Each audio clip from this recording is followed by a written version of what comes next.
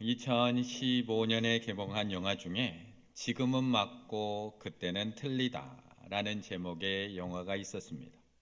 그런데 저는 이 영화 제목을 그때 보고 난 이후에 삶을 살다 보면 문득 떠오르는 제목이라고 생각을 했습니다. 지금은 맞고 그때는 틀리다, 또는 그때는 맞고 지금은 틀리다가 너무 맞다라는 생각을 했습니다. 분명히 그때는 맞았습니다. 그런데 지금은 틀립니다. 분명히 200년 전에는 사람을 노예로 부리는 것이 다들 맞다고 생각을 했습니다. 그런데 지금은 틀립니다. 불과 우리나라도 100년 전까지만 해도 양반이 있고 천민이 있었습니다. 사람 신분을 산업공상 나누어서 그렇게 불렀습니다. 너무나 당연했고 맞았습니다. 그런데 지금 그런 소리 했다가는 큰일 납니다. 그때는 부모님과 선생님이 아이를 매로 가르치는 것이 맞았습니다. 그런데 지금은 함부로 매를 들면 큰일 납니다. 그때는 군대에서 고참들에게 맞고 괴롭힘 당하는 것이 너무나 자연스럽고 당연했습니다. 그런데 지금은 큰 사고가 됩니다. 그때는 무서운 아버지, 근엄한 아버지, 말 한마디만 대꾸해도 큰일 나는 아버지 맞았습니다. 그런데 지금은 그런 아버지, 아이들이 놀아주지도 않습니다. 20세기에는 잭 웰치, 제너럴 일렉트릭사의 그런 회장의 리더십이 맞았습니다. 그 시절 잭 웰치는 리더십의 표본이었습니다. 엄청난 추앙을 받았습니다. 이끌고 밀어붙이고 모든 것을 지시하는 그 리더십 맞았습니다. 하지만 시간이 지난 지금의 평가는 박하다 못해 잔인하기까지 합니다. 반면에 스티브 잡스, 20세기에는 좋은 평가받지 못했습니다. 하지만 지금 어떤가요? 그때는 맞고 지금은 틀립니다. 왜 이렇게 달라지는 걸까요? 왜 그때는 맞았는데 지금은 틀린 것일까?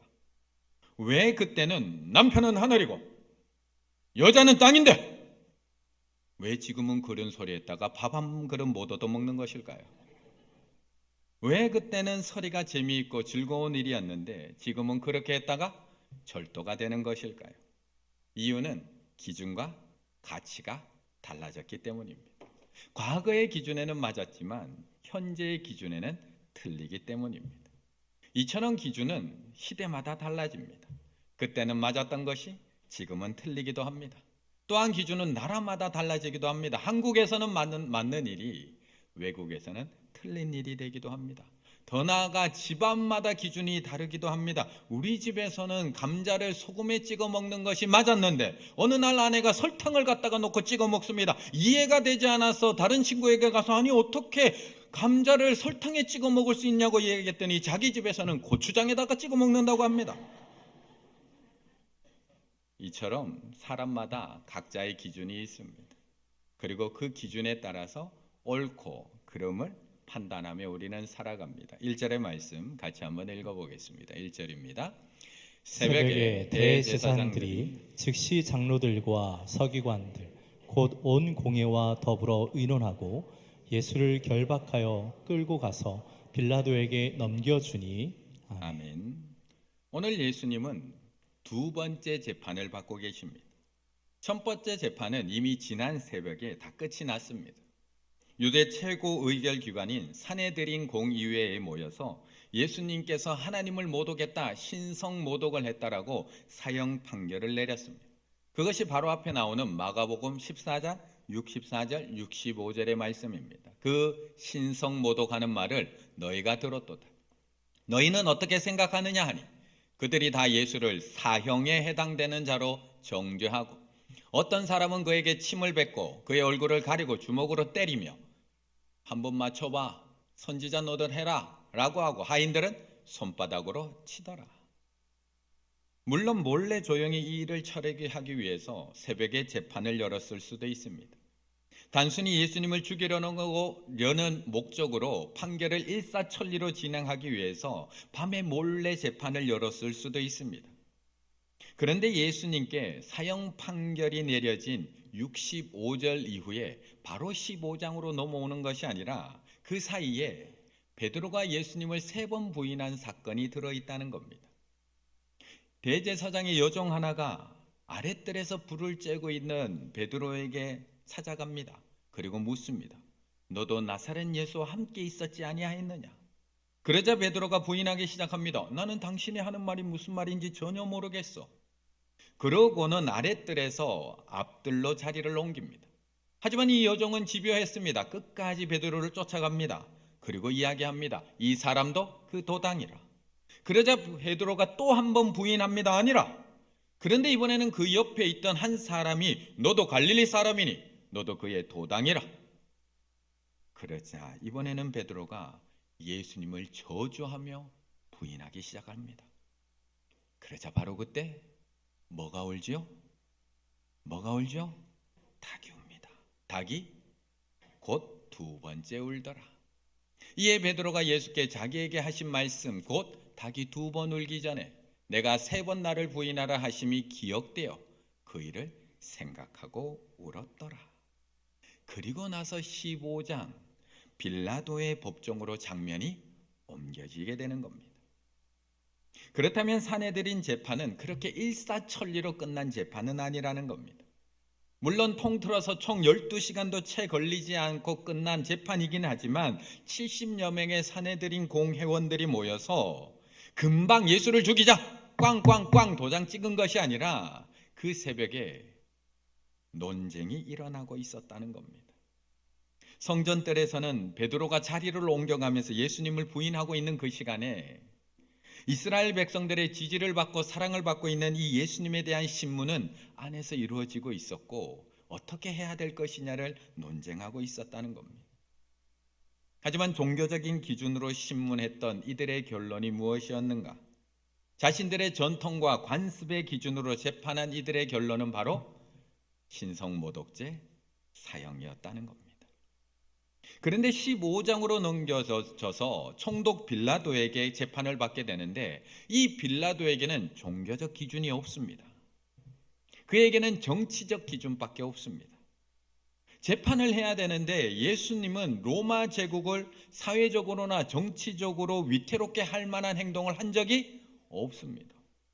사람들은 예수님을 왕으로 삼으려고 했지만 예수님은 오히려 그 사람들을 피해서 한적한 곳으로 가시기도 했습니다. 로마 사회를 어지럽힌 적이 없습니다.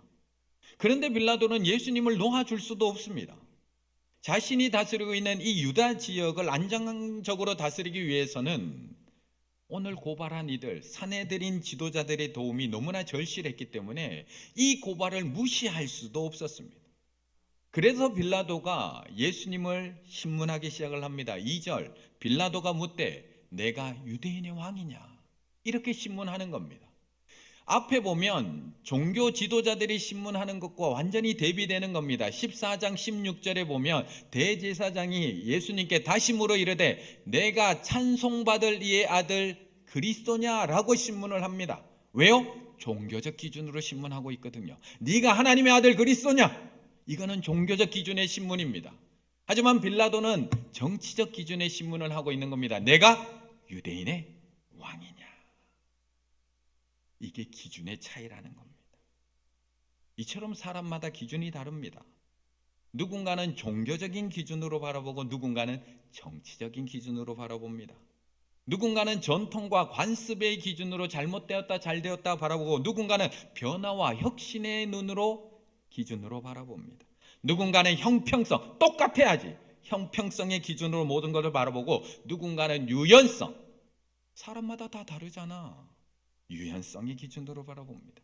누군가는 공정의 기준으로 바라보고요. 누군가는 사랑의 기준으로 모든 것을 바라봅니다.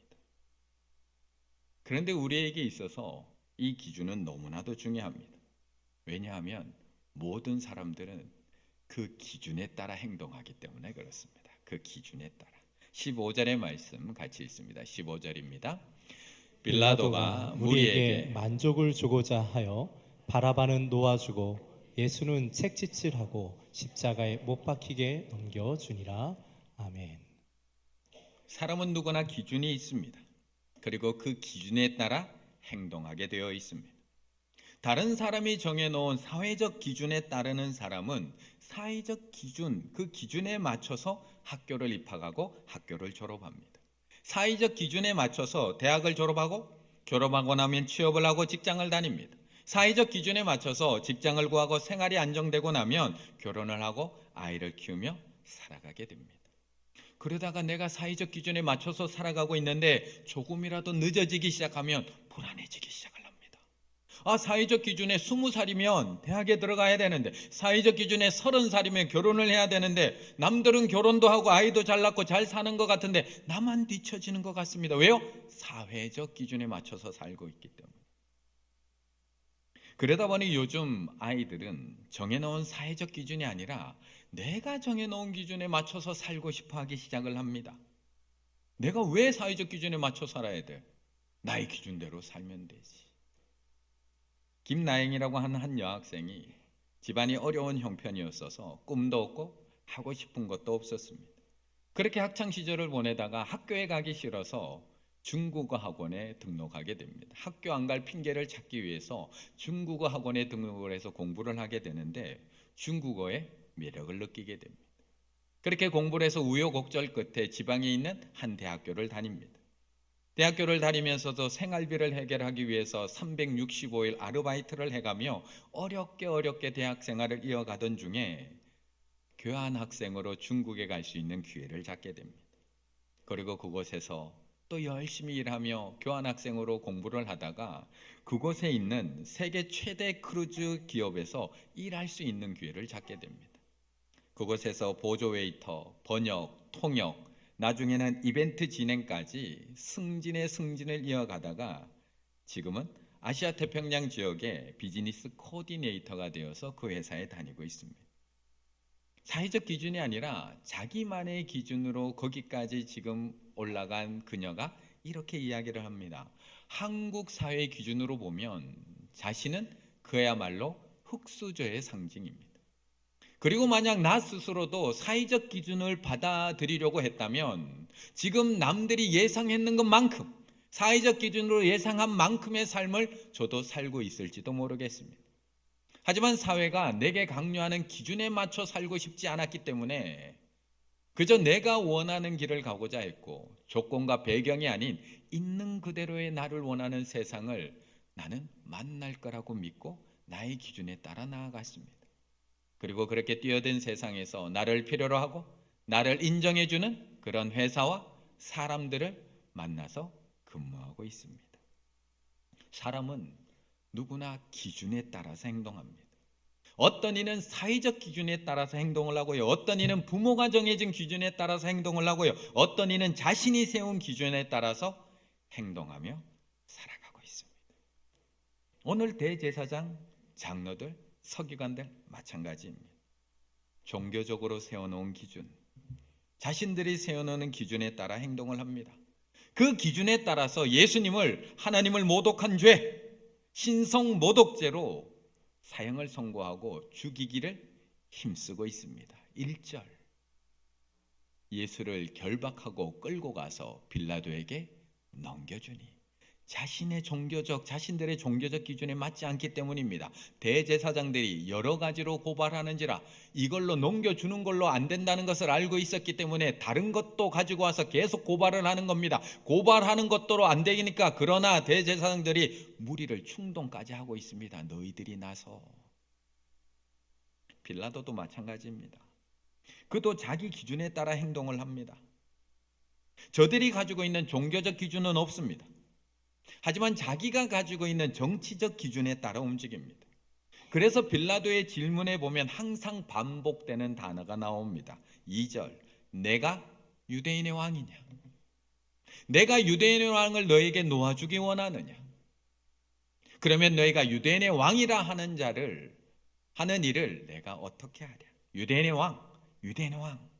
왕이라는 단어를 계속 반복합니다. 왜요? 정치적 단어이거든요. 당시 유대 사회에서 이 유대를 독립시키기 위해서 군중을 동원해서 투쟁을 했던 혁명가들이 종종 일어났습니다. 그래서 로마에서는 이들을 유대인의 왕이라고 불렀습니다. 소동을 일으켜서 유대를 독립하고자 했던 혁명가들, 그들을 유대인의 왕으로 불렀던 겁니다. 이들은 로마 총독부의 입장에서는 매우 위험한 인물이었습니다. 그래서 지금 빌라도는 예수를 정치적 죄인으로 몰아가기 위해서 계속 이 단어를 반복해서 사용하면서 질문하는 겁니다. 네가 유대인의 왕이냐?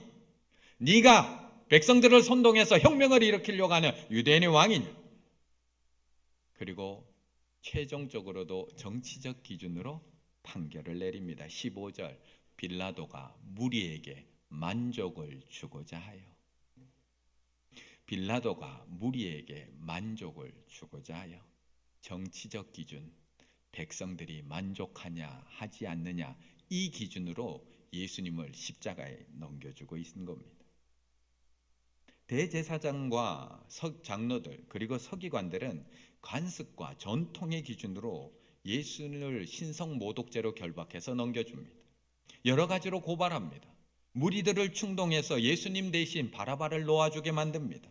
빌라도는 정치적 기준으로 예수님을 유대인의 왕으로 몰아가기 시작을 합니다. 아무리 찾아봐도 죄가 없었지만 그래서 놓아주려고 유월절 특사를 제안해 보았지만 결국 빌라도는 무리에게 만족을 주고자 정치적 기준으로 예수님을 채찍질하고 십자가에 넘겨주는 겁니다.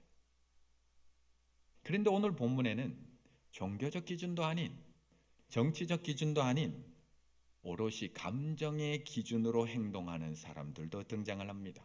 11절, 그러나 대제사장들이 무리를 충동하여 가만히 놔뒀으면 이렇게 충동되지 않습니다. 감정적으로 날뛰고 있습니다. 그들이 다시 소리 지르되 더욱 소리 지르되. 이들은 대제사장들과 장로들처럼 종교적 기준이 아닙니다. 빌라도처럼 정치적 기준도 아닙니다.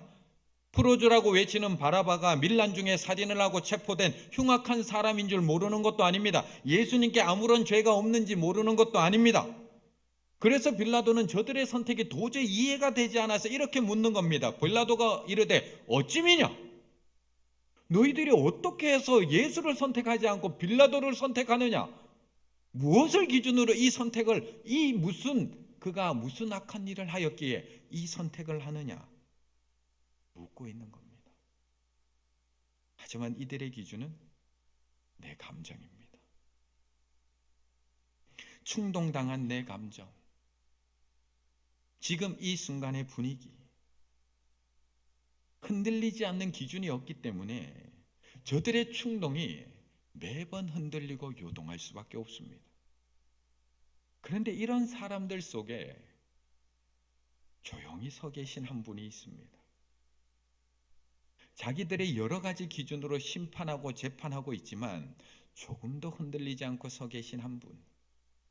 다들 시기심에 고발하고 두려움에 충동질하고 남들 시선 때문에 자신을 넘겨주는 상황 속에서도 끝까지 침묵하며 서 계신 한 분이 있습니다.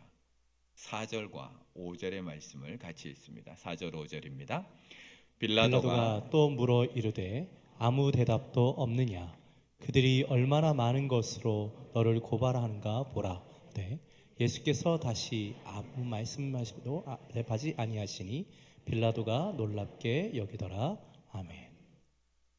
오늘 지금 이 상황에서 가장 불안해하고 가장 초조해야 할 사람이 누구일까요? 지금 오늘 이 재판정에서 가장 억울한 사람, 가장 답답한 사람, 가장 화가 날 사람이 누구일까요? 그런데 예수님은 조용합니다. 너무 조용합니다. 아무런 대답이 없습니다. 종교 지도자들이 억울한 고발을 하고 있어도 대답이 없습니다. 오늘 빌라도의 질문에도 단 한마디 내 말이 옳도다. 긍정도 부정도 아닌 이 말 한마디 외에는 아무런 말이 없습니다. 그러자 신문하고 있는 빌라도가 도리어 더 답답해서 이렇게 이야기합니다. 빌라도가 또 물어 이르되 왜 아무 대답이 없느냐? 변명이라도 한번 해봐. 저들은 이렇게 많은 걸로 고발을 하는데 왜 너는 아무 대답도 없느냐? 그들이 얼마나 많은 것으로 지금 너를 고발하고 있는지 모르느냐? 예수께서 다시 아무 말씀도 대답하지 아니하시니 빌라도가 놀랍게 여기니라. 그렇다면 예수님의 기준은 무엇이기에 이렇게 행동하고 있는 걸까요? 모든 사람들이 다 자기 기준에 의해서 행동을 하고 있다면 예수님도 어떤 기준이 있었기에 이 침묵을 지키고 있을 텐데 도대체 예수님의 기준은 무엇인가요? 종교 지도자들은 자신들이 만들어 놓은 종교적 기준, 전통적 기준으로 가지고 예수님을 고발하였고, 빌라도는 정치적 기준을 가지고 예수님을 십자가에 넘겨주었고, 무리들은 감정의 기준으로 예수를 십자가에 못 박으라고 외치고 있다면 도대체 예수님은 무엇을 기준으로 이렇게 침묵하고 계시는 걸까? 어차피 말로 해서는 안 될 상황이라고 벌써 포기하신 걸까요? 어차피 짜고 치는 곳에도 지금 내가 얘기해봤자 무리들은 이미 충동되었는데 설명해봤자 내 입만 아프지. 그래서 체념하신 걸까요? 도대체 예수님의 기준은 무엇이었기에 이 억울하고 이 답답하고 이 죽어버릴 것 같은 상황 속에서 침묵하고 계시는 것일까? 우리는 다 양 같아서 그릇 행하여 각기 제 길로 갔거늘 여호와께서는 우리 모두의 죄악을 그에게 담당시키셨도다. 그가 곤욕을 당하여 괴로울 때도 그의 입을 열지 아니하였으며 마치 도수장으로 끌려가는 어린 양과 털 깎는 자 앞에서 잠잠한 양같이 그의 입을 열지 아니하였도다. 우리는 다 양 같아서 그릇 행하고 제 갈 길을 갑니다. 각자의 기준대로 서로 고발하며 살아갑니다. 정치적 입장에 따라 넘겨주고 살아가고 감정에 따라 소리 지르며 살아갑니다.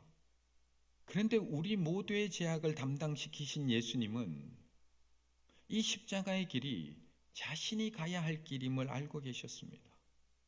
이 길이 하늘 아버지의 뜻인 것을 알고 계셨습니다. 그래서 하나님의 뜻이 삶의 기준이셨던 예수님은 아무 말 없이 조용히 이 십자가의 길을 향해 걸어가고 계신 겁니다. 말씀이 삶의 기준이셨던 이 예수님은 십자가에 달리시기 전까지 그 말씀에 따라 내 감정에 따라가 아니라 정치적 기준에 따라가 아니라 종교적 기준에 따라가 아니라 하나님의 말씀에 따라 그의 입을 열지 않고 그 모든 억울함과 답답함을 담당하고 계신 겁니다. 그렇다면 우리 성도님들의 삶의 기준은 무엇인가요? 우리 성도님들의 삶의 기준은 무엇인가요? 무엇을 기준으로 오늘도 행동하고 계시나요? 이번 사순절 첫 주일을 보내며 나의 삶의 기준은 무엇인지 저 십자가 앞에서 한번 돌아보셨으면 좋겠습니다.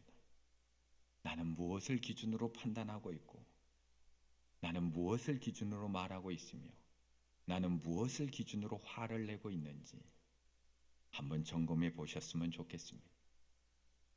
저는 지난주 말씀을 묵상하며 이 사순절 기간을 묵상하며 또 여러 가지 책을 읽다가 이번 한 주간은 정말 침묵하며 지내보면 너무나 유익하겠구나 라는 생각을 하게 되었습니다. 한 책에서 이렇게 이야기합니다. 예수님은 자신의 말을 곡해해서 정치적이고 정치적인 제목을 씌워 자신을 죽이고자 하는 무리들 앞에서 묵묵히 침묵을 지키셨던 것이다. 너무나 억울하고 너무나 분하고 너무나 말도 안 되는 상황에서 자신의 죄 없음을 항변하지 않고 침묵해야 한다는 것.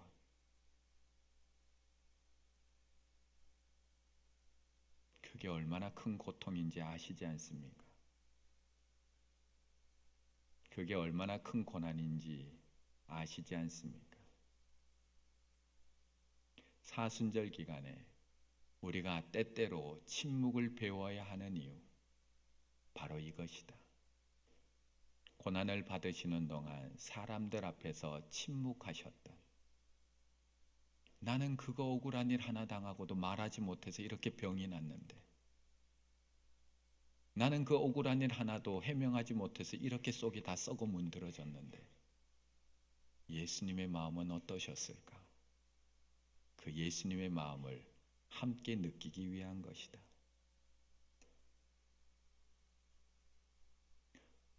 얼마 전에 교회에서 주차 문제로 서로 마음 상하는 일이 있었습니다.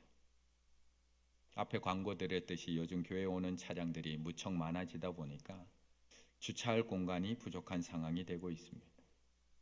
그런데 주차 봉사하시는 분들, 교회 안에 주차할 공간이 없다 보니까 위쪽에 있는 조양 자동차 학원으로 올려보내게 됩니다. 올라가면 자리 있을 거예요.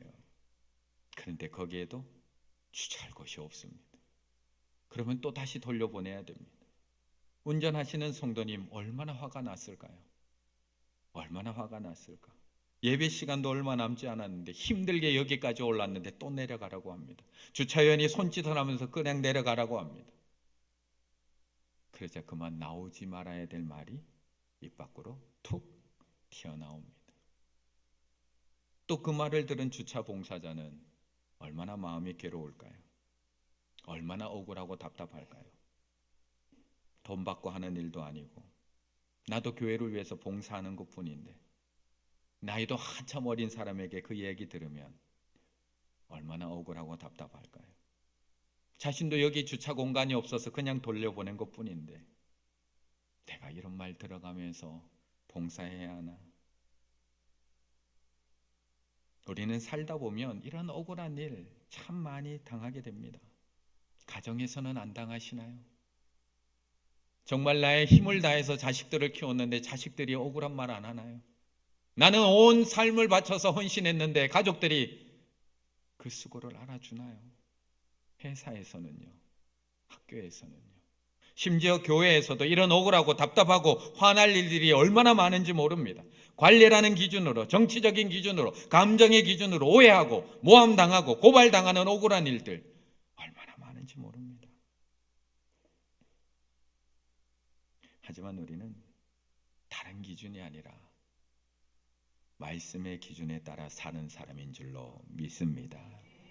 하나님의 뜻을 따라 말하고 하나님의 뜻을 따라 침묵해야 하는 사람들. 그래서 제가 가르쳐 드렸어요. 오늘 뭐 가르쳐 드렸죠? 감사합니다. 한 번 더 옆에 분에게 인사해 볼까요? 감사합니다. 감사합니다. 그렇다면 우리 성도님들 이번 사순절 첫 주간 하나님의 뜻을 따라 침묵을 배워보셨으면 좋겠습니다. 아버지의 뜻을 이루기 위해서 바보처럼 침묵하셨던 그 예수님의 사랑이 우리를 살리셨듯이 우리도 말씀의 기준에 따라 바보처럼 침묵함으로 나는 너무 억울하지만 주님의 사랑으로 나의 가정을 살려내시고 나의 이웃을 살려내시고 우리 교회를 살려내실 수 있는 우리 충일의 가족들 다 되시기를 간절히 바라겠습니다.